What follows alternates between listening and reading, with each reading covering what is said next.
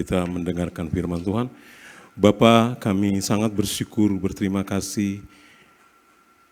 Hari ini kami boleh duduk diam dalam hadirat-Mu. Setelah kami memuji menyembah Engkau, kami mau belajar lagi dari firman-Mu. Dan kami berdoa kiranya Tuhan menolong kami dalam hikmat Roh-Mu, sehingga kami dimampukan untuk mengerti, memahami seluruh kebenaran firman-Mu ini. Demi Kristus Yesus Tuhan, Allah firman yang hidup, kami berdoa. Amin. Shalom. Puji Tuhan.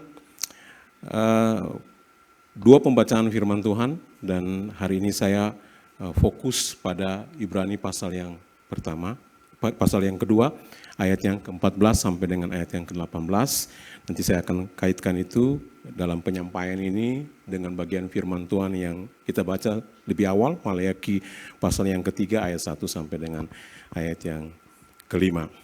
Baik, saya mau mengulang sekali lagi Ibrani pasal 2 ayat 14 sampai dengan ayat 18. Judulnya Yesus seketika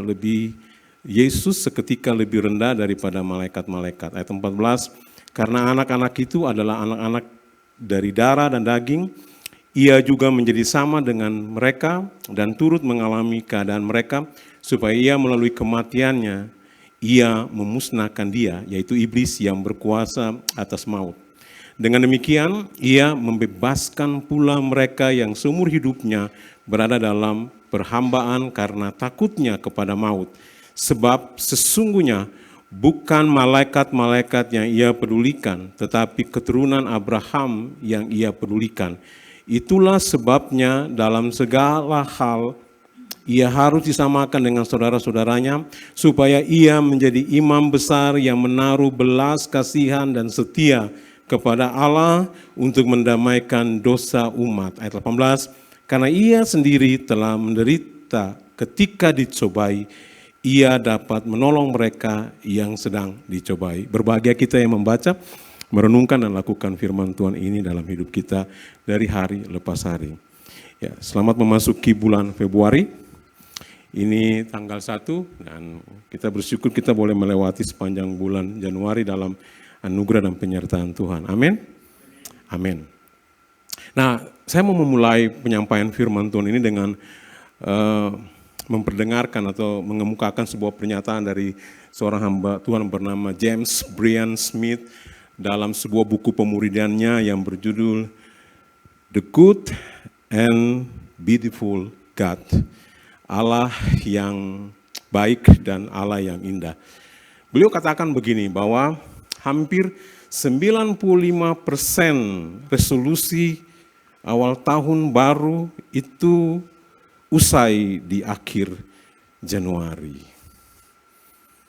Hampir 95% resolusi awal tahun baru usai atau hilang di akhir Januari. Ada yang buat resolusi waktu masuk tahun 2026? Ada yang buat resolusi? Saya mau makin ganteng gitu ya. Saya mau makin cantik. Saya mau makin setia mengasihi Tuhan. Saya mau makin setia membaca merenungkan firman Tuhan. Saya mau makin setia melayani Tuhan. Ya, saya mau punya pacar yang ganteng gitu ya. Dan semoga itu terjadi di tahun 2026. Ada yang punya resolusi? Coba yang buat resolusi angkat tangan. Oke. Yang lain gak ada resolusinya ya? Ada. Wah, Herbert, puji Tuhan. Boleh tahu apa resolusinya, Herbert? Sebelum Herbert sampaikan, saya pasti mau cepat pulang. Nah, begitu. Oke, itu resolusi ya. Semua resolusi kita, terima kasih Herbert, terima kasih Gideon. Saya percaya juga pasti ada yang punya resolusi lah, walaupun tidak dinyatakan sebagai sebuah resolusi yang resmi, tapi sebuah tekad kerinduan itu bisa dikatakan sebagai sebuah resolusi. Dan menarik bahwa 95% resolusi kita itu usai atau berakhir di akhir Januari. Jadi karena kita masuk bulan Februari, di tanggal 1 Februari, saya mau mempertegas apa yang disampaikan oleh James Bryan Smith tadi. Ya, benar begitu ya, bukan kata saya, kata seorang hamba Tuhan ini ya. Benar bahwa kadang-kadang resolusi kita itu banyak, tapi kemudian berakhir atau hilang di akhir Januari. Dan waktu kita sampai di bulan Februari, semakin nampak begitu ya, hilangnya itu tidak berbekas begitu ya. Nah, resolusi atau saya bahasakan tekad yang kita buat, tapi kemudian seringkali itu berujung pada sebuah hal yang kemudian dikatakan usai, habis, hilang, tidak berbekas begitu. Itu adalah gambaran dari penderitaan kita Bapak Ibu. Ya, jangan hanya menyimpulkan penderitaan itu dalam hal-hal yang besar ya. Kok saya sakit nggak sembuh-sembuh, ya. Kok saya berdoa belum dijawab-jawab juga oleh Tuhan. Kok hidup saya menderita seperti ini ya. Tidak pernah kelihatan ada hal yang baik. Penderitaan kita itu tidak hanya sebatas hal-hal yang kemudian kita lihat secara jelas, secara kasat mata menyusahkan kita. Tapi pada persoalan seperti ini misalnya ya, kita punya tekad, punya kerinduan. Ya, kita buat komitmen, tapi kemudian kita meninggalkan komitmen itu, kita melupakan komitmen itu. Sebenarnya itu adalah gambaran dari penderitaan. Ya. Penderitaan yang kemudian muncul karena apa? Karena tabiat kita manusia yang berdosa. Ya. Tabiat kita manusia yang berdosa. Kalau Bapak Ibu baca Matius 26 ayat 21, hendaklah kamu berjaga-jaga dan berdoa supaya kamu jangan jatuh ke dalam pencobaan. Sebab roh itu apa? Sebab roh itu penurut, tetapi daging itu lemah. Saya senang terjemahan baru 2. Sebab roh itu berniat baik, roh berniat baik, tetapi tabiat manusia lemah. Wah, ini menarik nih terjemahan bahasa Indonesia, terjemahan baru 2 ya dalam bahasa Indonesia. Roh berniat baik. Selalu ada keinginan yang baik dari kita buat tekad, buat komitmen. Tapi kemudian kita berhadapan dengan kenyataan tabiat manusia itu lemah. Tabiat manusia lemah. Kenapa lemah? Karena ini keberadaan kita manusia yang sudah jatuh ke dalam dosa. Tuhan menciptakan kita dengan sempurna sebagai ciptaannya. Tapi pada waktu kita jatuh ke dalam dosa, ada banyak hal yang Tuhan taruh dalam hidup kita itu menjadi rusak. Ya, potensi-potensi diri kita itu kemudian ada banyak yang kemudian menjadi rusak. Termasuk soal tabiat kita, kecenderungan kita untuk hidup dalam dosa, dalam daging. Itu seringkali adalah gambaran bagaimana akibat dosa yang begitu mengakar dalam kehidupan kita. Jadi simpulannya kalau kita buat resolusi banyak, tapi kita gagal untuk kemudian menepati atau menjalani resolusi itu, lihatlah, ini adalah gambaran juga dari penderitaan kita. Roh kita itu berniat baik, buat segala macam resolusi, tapi tabiat kita manusia yang sudah jatuh dalam dosa, itu kemudian memiliki kelemahan. Tapi apakah kita berhenti sampai di sini? Kita kemudian mundur karena tabiat kita itu lemah, ya. Apakah kita tidak usah lagi berjalan bersama dengan Tuhan karena kita cenderung kemudian melangkah pada jalan-jalan yang tidak diinginkan oleh Tuhan. Tema hari ini, Allah yang mengerti penderitaan kita. Dia selalu mengerti penderitaan kita. Walaupun kita seringkali tidak mengerti apa yang Allah kehendaki. Saya pakai istilah tidak mengerti apa yang Allah kehendaki itu sama dengan walaupun kita seringkali tidak mau taat dengan apa yang Allah kehendaki. Kita mau dimengerti oleh Allah, tapi kadang-kadang kita tidak mau mengerti Allah dan kehendaknya. Maksud saya begini, Allah itu mengerti penderitaan kita. Dan dia sangat-sangat mengerti. Dia setia dengan semua janjinya untuk ada bersama kita, memelihara kita, termasuk di dalamnya, mengerti semua apa yang kita sedang alami. Mengerti bagaimana akibat-akibat dosa itu membawa kita dalam penderitaan, termasuk salah satunya, kita sulit kemudian seringkali gagal untuk menepati apa yang menjadi komitmen, tekad, atau juga resolusi kita. Tapi saya mau katakan begini, Allah yang mengerti itu, Dia Allah yang tidak akan pernah meninggalkan kita. Amin. Dia Allah yang tidak akan pernah membuang kita. Amin. Bahwa kita seringkali gagal. Saya setir apa yang dikemukakan oleh worship leader kita tadi. Kita tidak sempurna, seringkali kita gagal. Benar? Tapi dalam kegagalan itu Allah itu tidak pernah meninggalkan kita. Allah selalu ada bersama dengan kita. Bahkan Dia mengerti dengan baik penderitaan kita. sebagai akibat dari dosa yang kemudian ada dalam hidup kita. Maka lewat bagian firman Tuhan Ibrani pasal yang kedua ayat 14 sampai dengan ayat 18 ini, saya mencatat beberapa poin penting untuk kita renungkan. Mengapa Allah itu Allah yang mengerti dengan penderitaan kita? Saya catat yang pertama di ayat 14 sampai 15, saya simpulkan di situ begini. Di ayat 14 sampai ayat 15, di situ ada kebenaran yang kemudian membawa kita untuk belajar mengapa Allah mengerti penderitaan kita, karena Dia mengerti masalah utama penyebab penderitaan kita. Dia sangat mengerti masalah utama penyebab penderitaan kita. Dan kalau kita baca apa masalah utama yang menyebabkan kita menderita dalam teks firman Tuhan ini secara khusus ayat 14 sampai ayat 15. Di situ dikatakan ada maut yang kemudian mengancam, yang membuat kita seringkali takut. Maut itu bicara tentang kematian. Dan bagaimana maut itu bicara tentang status kita sebagai orang-orang yang kalau dalam dosa, kita akan berhadapan dengan maut. Hukuman kekal Allah. Nanti pada waktu kita tinggalkan dunia ini. Hukuman kekal itu dalam maut itu ya bicara tentang bagaimana penghukuman di dalam kekekalan api neraka itu. Ada iblis ya, yang kemudian dikatakan di ayat 14-15 itu dikalahkan, dipatahkan kuasanya oleh Yesus. Tapi saya mau simpulkan dari ayat 14 sampai 15 ini, penyebab utamanya itu bicara tentang satu hal, satu kata, dosa. Mari bilang sama-sama saya, dosa. Ini sudah kita ketahui, Bapak Ibu sudah tahu, sudah paham dengan baik ini. Saya hanya membuat sebuah afirmasi, penegasan ulang kembali, supaya kita ingat masalah utama kita itu adalah masalah dosa. Dunia ini, dan kita masing-masing di sini dengan kepala kita masing-masing itu punya masalah yang beda-beda Bapak Ibu. Hari ini ada datang dengan berbagai masalah. Masalah Anda dan masalah saya, masalah kita ini beda-beda. Tapi satu masalah yang sama, yang selalu dimiliki oleh kita di ruangan ini sama, dan juga manusia di luar dunia sana. Di luar sana, di luar gedung gereja ini, sama masalah kita semua satu, yaitu masalah dosa. Dan masalah dosa ini kemudian kita tahu menjadi masalah yang kemudian dicari solusinya, dicari penyelesaiannya dengan banyak cara oleh dunia ini.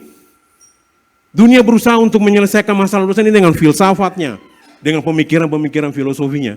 Dunia mencoba untuk menyelesaikan dosa ini dengan perbuatan-perbuatan moralnya, dengan hukum-hukum yang baik, yang tinggi, yang buat untuk menyelesaikan dosa.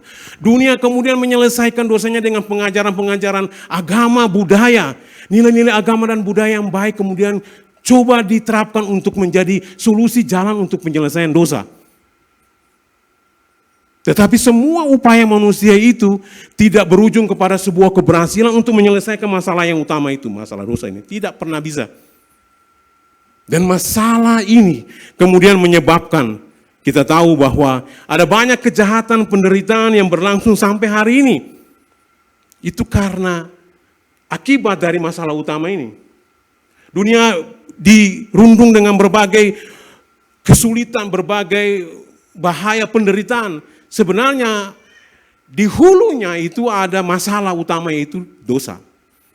Dan kita tahu bagaimana Yehuda dan Yerusalem dalam Maleakhi pasal 3 itu mereka tidak bisa hidup benar di hadapan Tuhan karena masalah ini.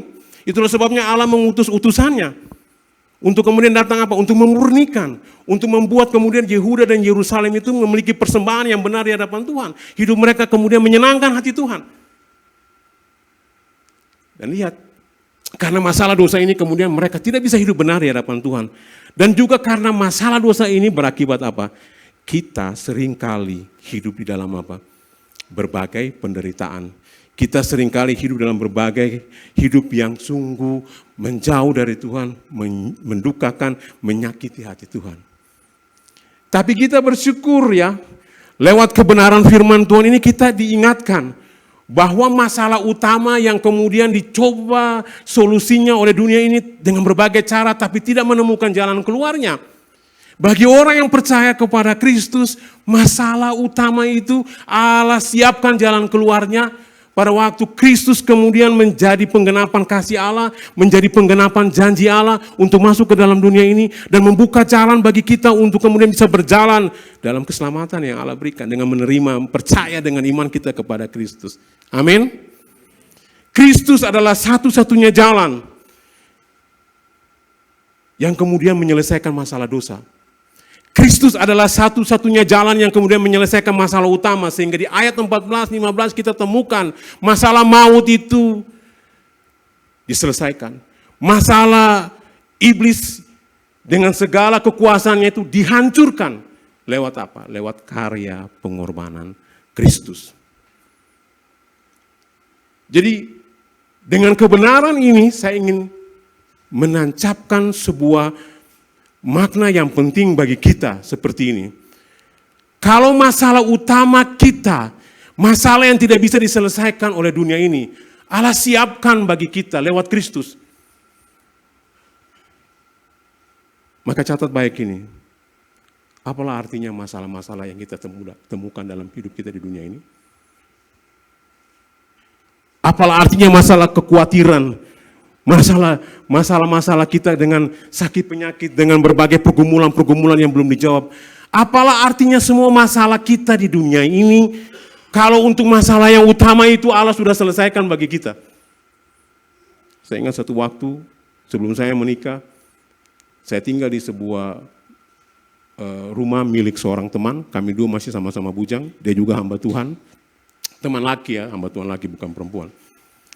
Lalu kemudian satu waktu saya bergumul untuk sebuah pergumulan yang luar biasa begitu. Dan dia tahu pergumulan itu karena saya sering sharing. Satu waktu dia masuk ke kamar dan dia temukan saya sedang berlutut dan bergumul begitu rupa. Ya. Lalu dia tunggu di ruang tamu sampai saya selesai berdoa, lalu dia panggil saya. Dia katakan begini, "Doni, saya tahu pergumulanmu. Saya tahu pergumulanmu itu begitu berat. Tapi saya tidak bisa buat sesuatu yang lain, hanya bisa katakan buat kamu gini. Saya tidak bisa menolong kamu dalam pergumulan ini, tapi saya hanya bisa bilang begini, Doni, kalau Tuhan Yesus sudah selesaikan masalah yang terberat, terbesar, masalah yang mahal yang tidak bisa dibayar oleh dunia ini bagi hidupmu, apalah artinya dengan semua pergumulan? Saya tidak pergumulanmu, saya tidak mengecilkan pergumulanmu, tapi saya mau bilang bahwa Tuhan sanggup, Tuhan lebih mampu untuk menyelesaikan pergumulanmu ini. Karena apa? Yang utama, yang besar, yang mahal, yang tidak bisa diselesaikan dunia, dia sudah selesaikan bagi kamu. Maka untuk ini dia akan selesaikan juga bagi kamu. Amin. Ini juga bagi kita Bapak Ibu. Kalau masalah utama penderitaan kita yang tidak bisa kita selesaikan, yang tidak bisa diselesaikan dunia ini, yang tidak bisa diselesaikan oleh pengetahuan dan kecanggihan pengetahuan di dunia ini, tidak bisa diselesaikan. Dia sudah selesaikan bagi kita lewat Kristus.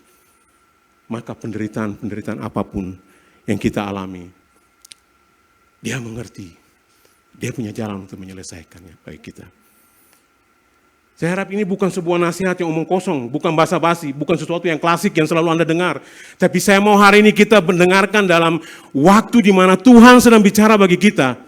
Kita percaya Tuhan sedang bicara bagi kita, bahwa apapun masalah penderitaan kita saat ini yang sedang kita alami, entah itu sakit penyakit, entah itu pikiran yang kacau, perasaan yang tidak tenang, entah masa depan yang tidak pasti, saya ingin kita dengarkan ini dan taruh dalam hati kita, bahwa kalau masalah kita yang paling besar Tuhan selesaikan, maka apapun masalah kita, Dia mengerti dan Dia akan selesaikan bagi kita. Amin. Dia sudah membuktikan itu lewat karya pengorbanannya yang luar biasa yang kita peringati hari ini. Yang kedua, yang saya catat dalam bagian firman Tuhan itu, dia mengerti sebagai imam besar dalam segala hal. Dia mengerti sebagai imam besar dalam segala hal. Ayat yang ke-17 saya baca, itulah sebabnya dalam segala hal ia harus disamakan dengan saudara-saudaranya, supaya ia menjadi imam besar yang menaruh belas kasihan dan setia kepada Allah untuk mendamaikan dosa umat. Bapak Ibu perhatikan, dalam segala hal ini saya mengerti, ini bicara tentang apa saja yang kemudian menjadi penderitaan, pergumulan kita. Dalam semua itu, ya, Yesus mengerti, Allah mengerti. Bahkan kalau kita lihat di pasal yang keempat, ayat 15, pasal yang keempat, saya loncat pasal 4 ayat 15 itu dikatakan begini, sebab imam besar yang kita punya bukanlah imam besar yang tidak dapat turut merasakan kelemahan-kelemahan kita. Sebaliknya, sama seperti kita, ia telah dicobai dalam segala hal.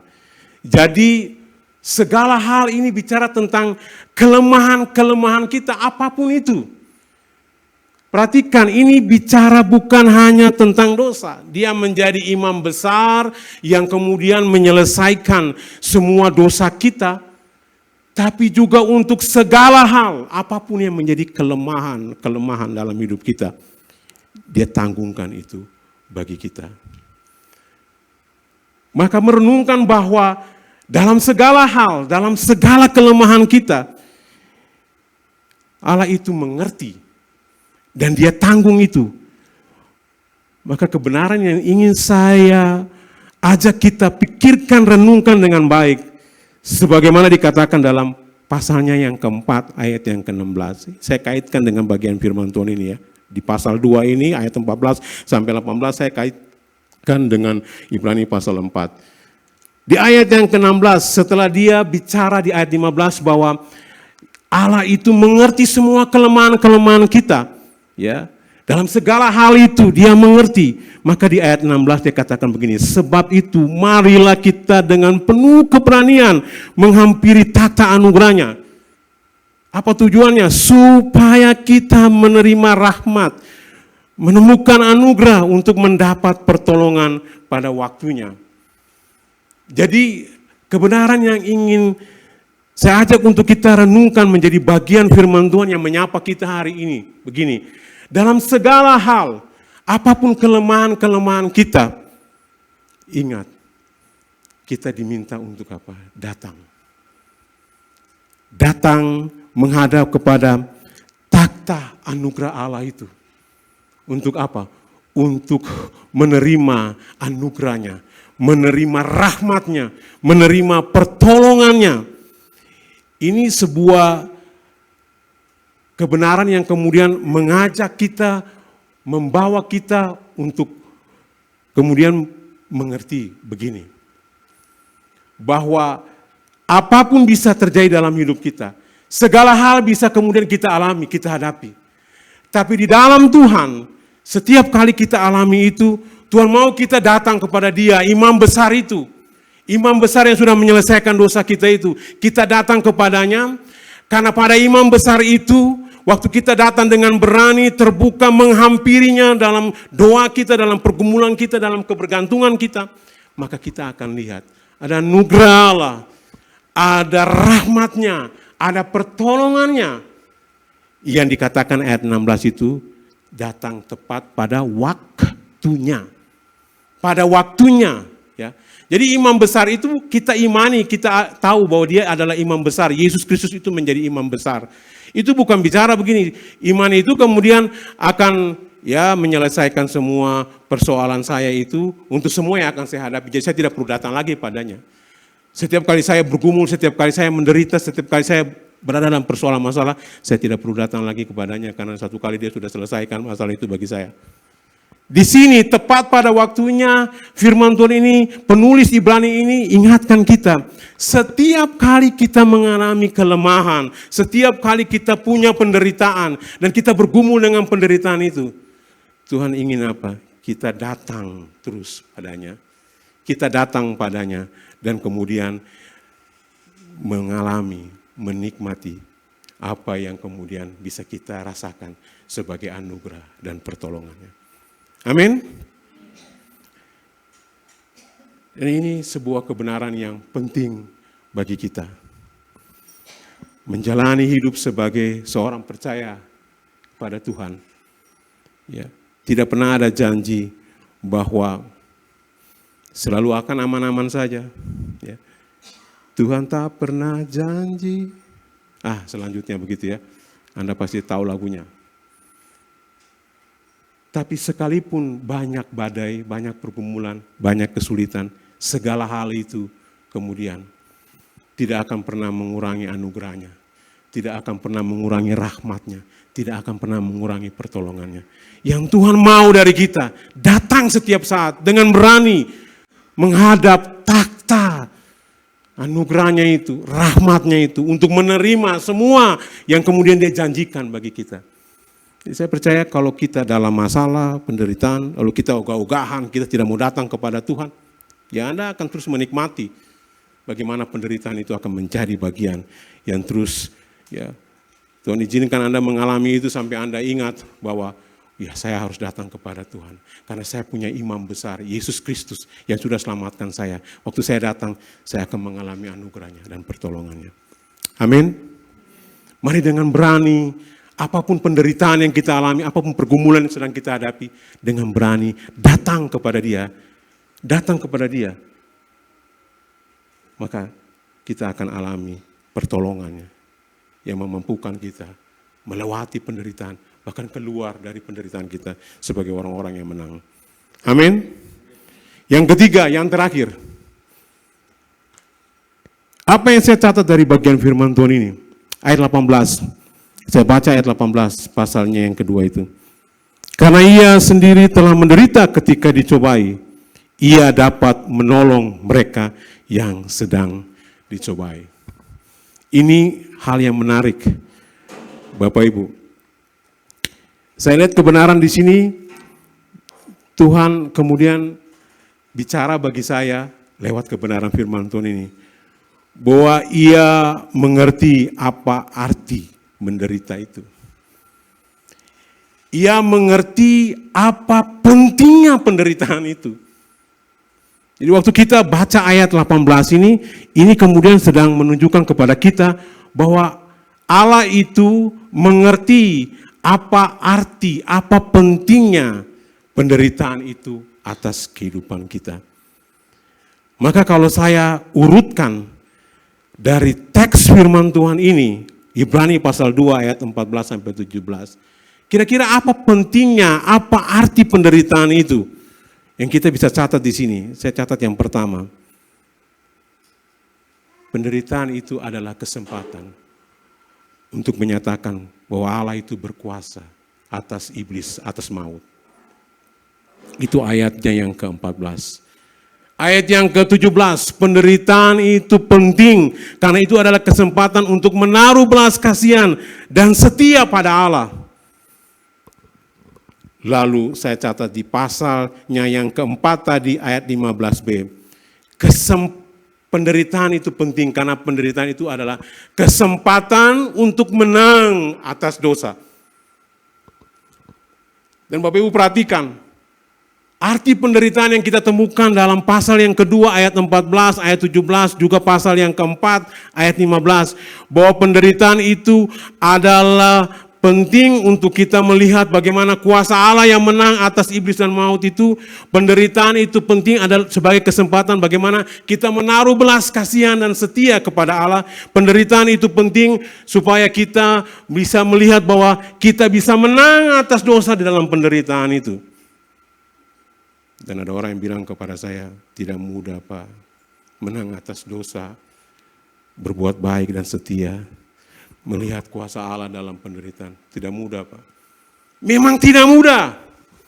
Tidak mudah. Karena itulah Allah ingatkan kita di ayat 16 pasal 2 itu. Kita perlu datang untuk apa? Bergantung terus kepada kasih karunia-Nya. Menghadap takhta rahmat-Nya. Supaya kita menikmati pertolongannya. Betul tidak mudah.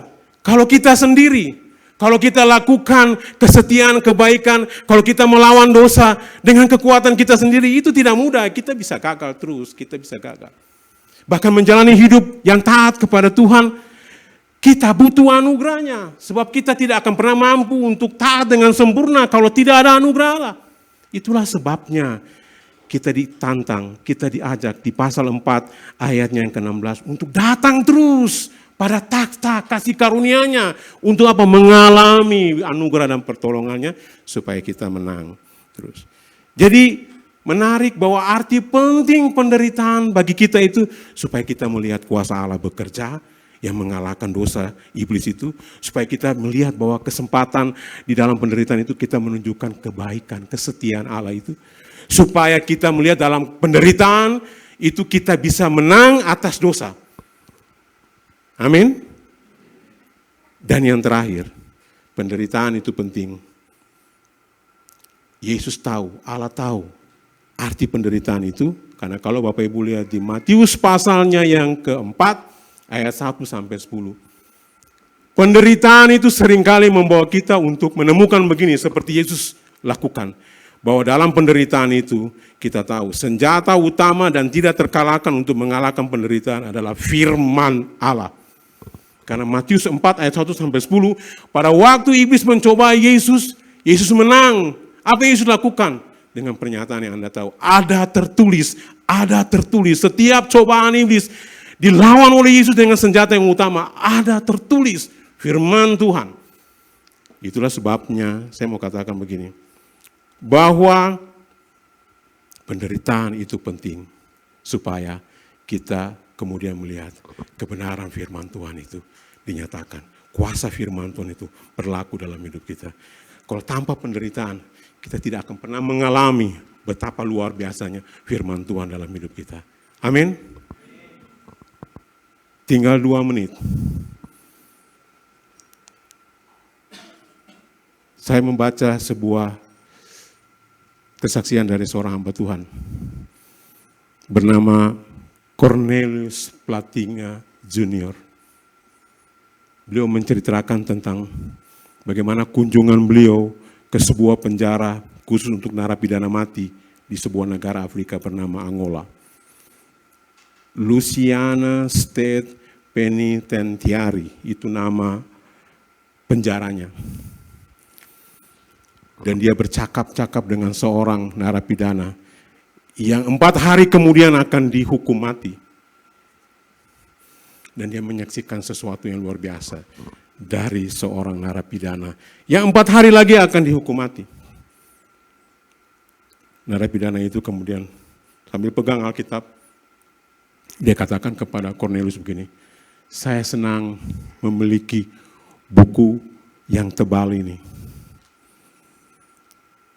Walau saya tidak bisa menyelami semua kebenaran di dalamnya, tetapi Anda tahu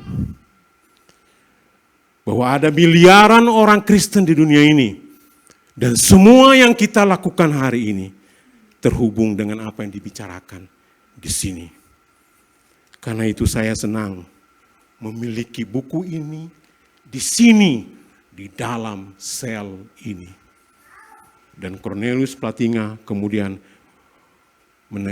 menegaskan sebuah makna yang penting, yang sebenarnya dimaksudkan oleh dia, bahwa walaupun 4 hari dia akan dibunuh, tapi kemudian akan dihukum mati, tapi semua kebenaran ini menguatkan dia, meneguhkan dia, bahwa dia punya Kristus. Bahwa semua yang dilakukan saat ini terhubung dengan kita orang Kristen termasuk dia. Tapi semua yang dibicarakan ini terhubung pada waktunya nanti setelah dia balik, setelah dia lewati kematian itu. Dan itu menunjukkan betapa pentingnya firman Tuhan bagi kita menjadi senjata untuk kita menang atas penderitaan hidup kita. Bapak Ibu, apa yang menjadi penderitaan kita saat ini? Apa yang menjadi pergumulan kita saat ini? Mari pikirkan ini. Kalau penderitaan masalah utama kita yang tidak bisa kita selesaikan, yang dunia ini tidak bisa selesaikan, sudah Allah selesaikan lewat Kristus. Maka apalah artinya penderitaan kita? Jangan bersembunyi di belakang dosa. Saya tidak bisa lepas dari dosa ini. Saya tidak bisa keluar dari dosa ini. Saya tidak bisa lepas dari penderitaan ini, masalah ini.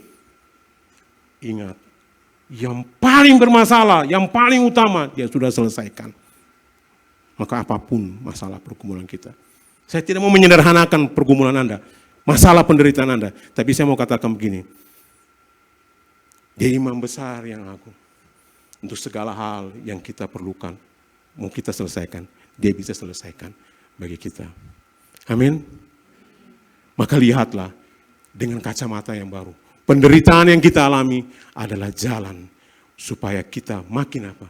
Makin mengalami bahwa kesetiaan kasih Allah itu berlangsung dalam hidup kita. Makin mengalami kemenangan-kemenangan atas dosa. Makin mengalami bahwa kuasa Allah itu lebih besar dari penderitaan kita. Bahkan mengalami, menikmati kebenaran-kebenarannya itu hidup dalam kehidupan kita. Amin. Mari tundukkan kepala. Saya tidak tahu masalah penderitaan apa yang sedang Anda alami.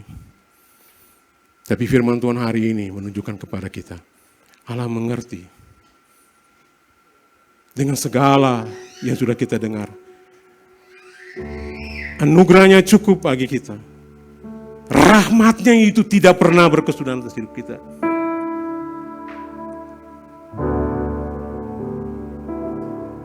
Banyak perkara. Mari kita naikkan pujian ini. Yang tak dapat ku mengerti. Mengapa? Mengapakah harus terjadi di dalam kehidupan ini? Satu perkara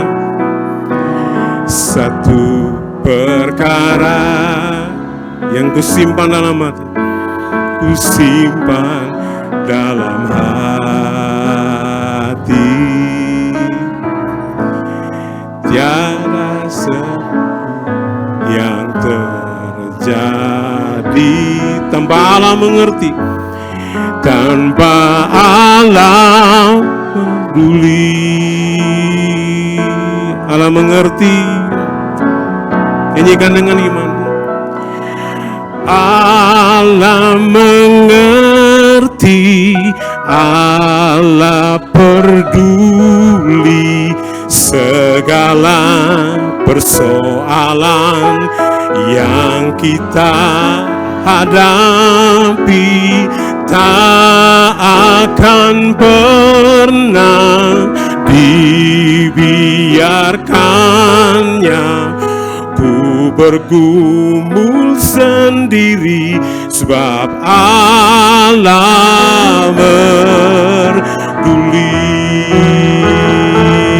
Allah mengerti, Allah mengerti, Allah peduli segala persoalan yang kita alami, tak akan pernah dibiarkannya ku bergumul sendiri, sebab Allah merdu. Kami percaya Tuhan, sebagaimana firman-Mu, Kau Allah yang sudah menang atas masalah utama kami.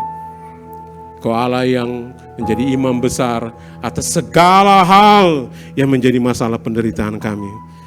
Kami bersyukur Tuhan, Engkau mengajar kami hari ini. Penderitaan kami adalah kesempatan kami melihat kemuliaan kuasa-Mu atas hidup kami.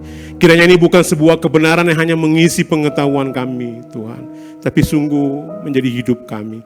Ampuni kami kalau seringkali kami gagal dalam berbagai penderitaan kami. Kami mengkhawatirkan, kami meragukan, kami kehilangan kepercayaan terhadap Engkau. Ampuni kami Tuhan. Dan tolong kami kembali untuk melihat kepada Engkau, bahwa tahta kasih karunia-Mu, anugerah-Mu, pertolongan-Mu tidak pernah berkesudahan atas hidup kami. Terima kasih Tuhan, meteraikan firman-Mu menjadi bagian dalam kehidupan kami. Di dalam nama Tuhan Yesus kami berdoa. Amin.